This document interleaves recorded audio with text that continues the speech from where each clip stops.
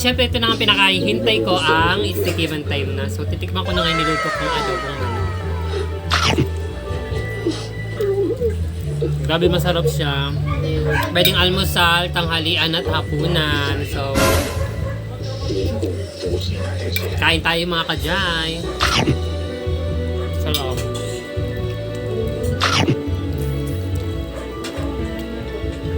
Sila mama naman si Ate Chloe ang titikim ng akin nilutong adobong manok. So ano masasabi niyo sa akin nilutong adobong manok?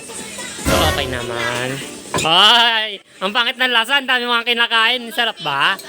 Sarap. Baka nga. May patatas yan, di ba, para healthy ka.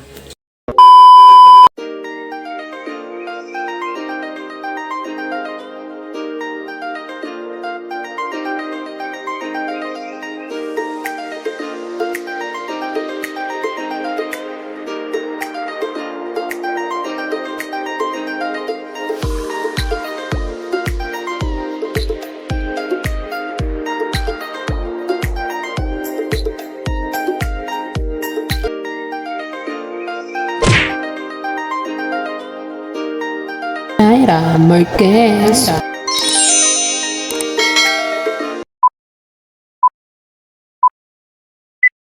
What's up mga kajay? Welcome back sa akin channel.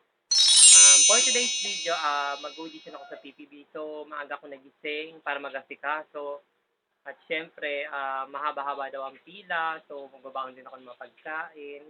At syempre, pag-uwi ko, mag-iisip ako kung anong mga lulutuin ko. Yung mga bago kong lulutuin. So, let's go na at baka malate na. At syempre mga kajay, kakauwi ko lang galing sa audition. So, tinaray ko mag-audition sa PBB. So, ligwak tayo. So, ganun talaga, hindi para sa atin. So, ang daming nangyari. Pumila ako ng mahaba, gumising ako ng maaga. Halos wala nga akong tulog nun. Sobrang init din kanina, nababad kami sa init. So, grabe yung init natin ngayon, umaabot ng 50 degrees Celsius. At syempre, stay hydrated sa ating lahat. At syempre, huwag tayo magpapaaraw kasi masama rin talaga sa atin yan. Sobrang init talaga. Keep safe sa lahat. At syempre, tuloy-tuloy pa rin pagbablog natin. At syempre, yung business. So, malay natin sa mga susunod na audition ko, matanggap na ako, diba, mga kajay. At syempre, magluluto ako ngayon ng adobo. So, nagpahinga lang ako. Siyempre, naghapat na rin ako kasi sobrang init nga. So, para mapreskuhan. So, simulan ko na ngayon pagluluto. So, siyempre, ito yung mga sangkap na gagamitin ko. At siyempre, kailangan din natin ng toyo at suka. So, ayan. So, ayan. Umpisa na natin pagluluto. At siyempre, mga kajay, unahin ko muna hugasan ang ating manok. So, para malinis siya at syempre marami na kasing dumadapo dyan at maraming germs, kailangan naging malinis ang ating kakainin.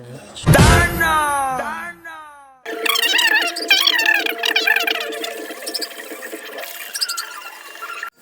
At syempre mga kajay, kapag natapos ko ng hugasan ng ating manok, so i-ready ko na ang kawali at syempre papainitin ko lang. At syempre mga kajay, kapag uminit ang kawali siya, ako ilalagay ang ating hinugasan na manok. At syempre dito ko na rin siya isasangkot siya. At syempre tatanggalan ko siya ng skoma. Siya nga pala mga kajay, syempre kailangan natin tanggalan ng skoma kasi masama ito sa ating kalusugan. At syempre, hintayin ko lang siya kumulo. So ayan. At syempre mga kajay, habang hinintay kong kumulo, so umpisan ko na nga maghiwa ng mga sangkap.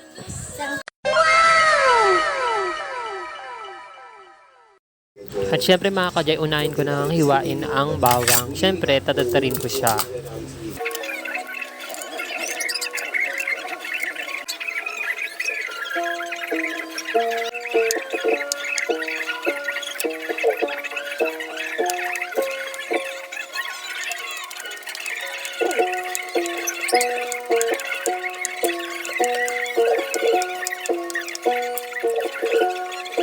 At syempre mga kajay, dahil natapos ko nang hiwain ng mga bawang, sunod ko naman titignan yung pinakulan kong manok. So tatanggalan ko lang siya ng skoma.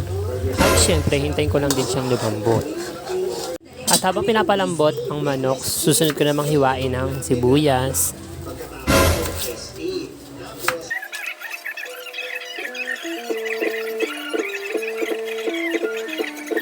At At syempre mga ka-Jay, bago ko siya tatarin ng hiwa, syempre hugasan ko siya kasi medyo masakit talaga sa mata kapag naghihiwa ako ng sibuyas, color K. Oh no!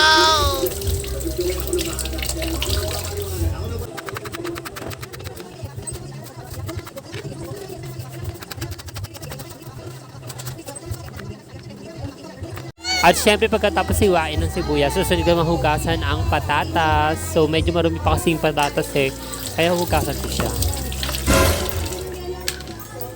At syempre kapag lumambot na ang karne, set aside lang natin.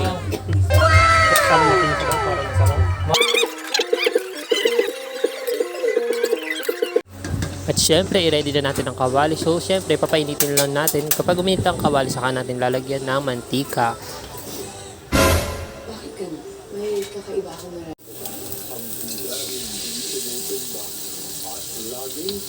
At syempre mga ka-Jay, kapag uminit ng mantika, sunod naman natin ilagay ang bawang. So hintayin lang natin magkulay brown ng bawang. Sunod naman natin ilagay ang sibuyas.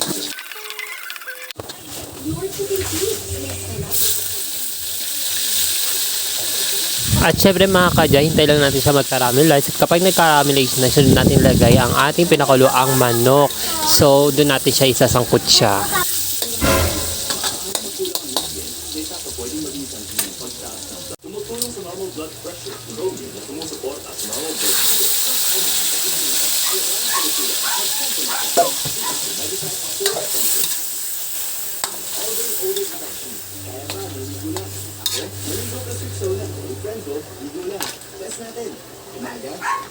So ayan na nga mga ka-Jay, sasakot siya ko lang sa sapatis.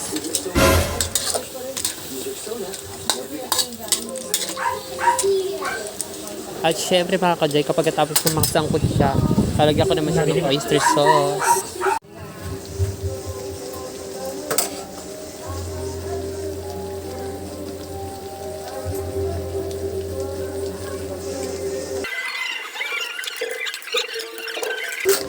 At syempre mga ka-Jay, sunod ko naman ilagay ang toyo.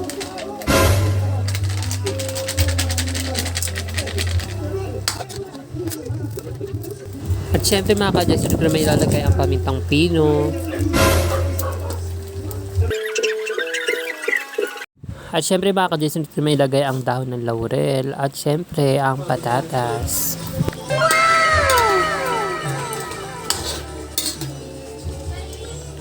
At syempre mga ka-Jay, lalagyan ko lang siya ng konti pampalasa. At syempre nilagay ko yung magic syrup, so hindi siya sponsor. At syempre lalagyan ko lang siya ng konting suka, tatakpan, at syempre hintayin kumulot. Kapag kumulo na, okay na siya. 10 years later. So ayun mga ka-Jay, luto ng ating adobong manok. So ready to eat na siya. At ang hinihintay nating it's tikiman time. At syempre ito na ang pinakahihintay ko, ang it's tikiman time na. So titikman ko na nga niluto kong adobong manok. Grabe masarap siya. Pwedeng almusal, tanghalian at hapunan. So kain tayo mga ka-Jay. Sarap.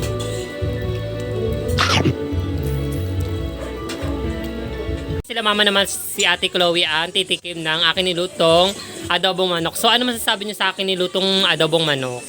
So okay naman. Ay, ang pangit ng lasa, ang dami mga kinakain. Sarap ba? Sarap. Baka nga may patatas yan, di ba, para healthy ka. At syempre mga ka-Jay, natapos na yung buong araw, makabawi na ako ng tulog. So, kulang talaga ako sa tulog dahil sa audition. So, papasalamat pa rin ako kasi nagkaroon ako ng experience sa audition.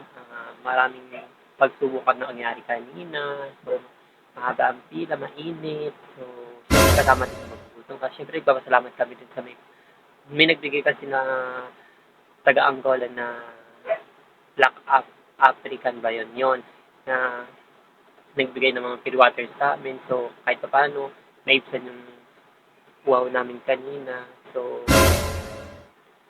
malaking experience yun, mga nangyari kanina. So bawi na lang ako next edition.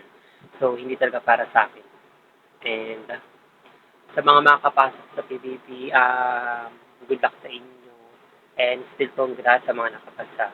At syempre, bago matapos ang video na ito, sa mga hindi pa nag-subscribe sa aking YouTube channel, mag-subscribe na kayo para update kayo sa aking mga susunod pa mga video. At syempre, don't forget to follow my fan page and TikTok account, pati Instagram na rin. So, yun na mga ka-Jay. Babush!